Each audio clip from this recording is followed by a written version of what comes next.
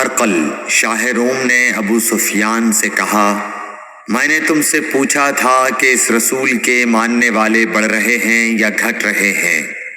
تو نے جواب میں بتلایا کہ وہ بڑھ رہے ہیں۔ ٹھیک ہے، ایمان کا یہی حال رہتا ہے یہاں تک کہ وہ پورا ہو جائے۔ اور میں نے تجھ سے پوچھا تھا کہ کوئی اس کے دین میں آ کر پھر اس کو برا جان کر پھر جاتا ہے؟ تو نے کہا نہیں۔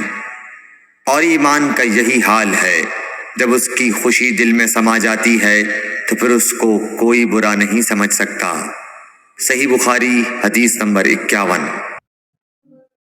حضور اکرم صلی اللہ علیہ وسلم فرماتے تھے، حلال کھلا ہوا ہے اور حرام بھی کھلا ہوا ہے، اور ان دونوں کے درمیان بعض چیزیں شبہ کی ہیں جن کو بہت لوگ نہیں جانتے کہ حلال ہیں یا حرام۔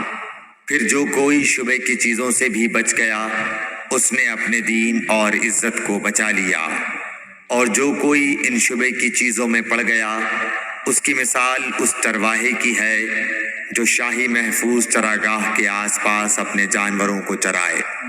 وہ قریب ہے کہ کبھی اس چراگاہ کے اندر گھس جائے اور شاہی مجرم قرار پائے۔ سن لو، ہر بادشاہ کی ایک چراگاہ ہوتی ہے۔ اللہ کی چراگاہ اس کی زمین پر حرام چیزیں ہیں، پس ان سے بچو۔ اور سن لو، بدن میں ایک گوشت کا ٹکڑا ہے، جب وہ درست ہوگا سارا بدن درست ہوگا، اور جہاں بگڑا سارا بدن بگڑ گیا۔ سن لو، وہ ٹکڑا آدمی کا دل ہے۔ صحیح بخاری حدیث نمبر 52۔ عبد القیس کا وفد جب حضرت صلی اللہ علیہ وسلم کے پاس آیا تو آپ نے پوچھا کہ یہ کون سی قوم کے لوگ ہیں یا یہ وفد کہاں کا ہے؟ انہوں نے کہا کہ ربیعہ خاندان کے لوگ ہیں۔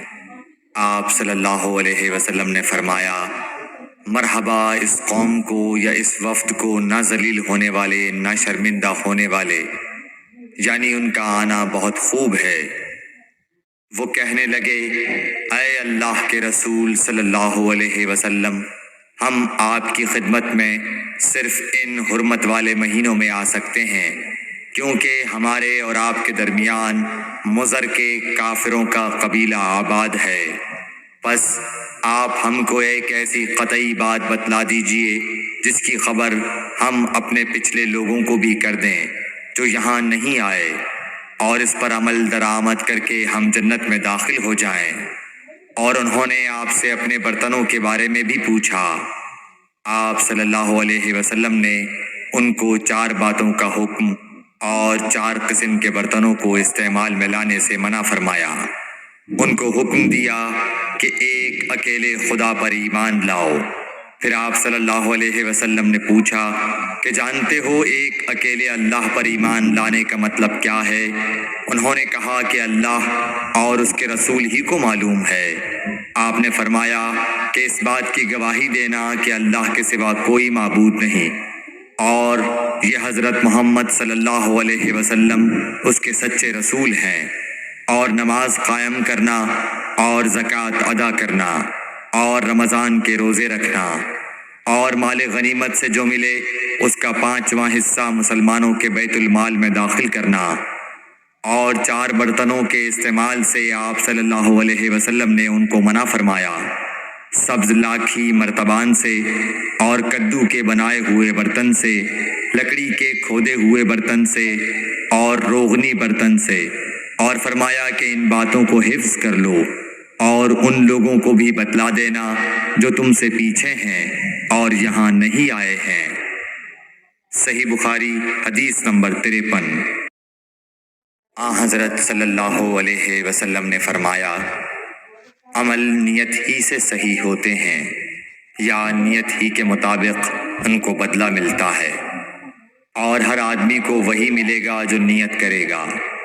بس جو کوئی اللہ اور اس کے رسول کی رضا کے لیے ہجرت کرے اور اس کی ہجرت اللہ اور اس کے رسول کی طرف ہوگی، اور جو کوئی دنیا کمانے کے لیے یا کسی عورت سے شادی کرنے کے لیے ہجرت کرے گا تو اس کی ہجرت انہی کاموں کے لیے ہوگی۔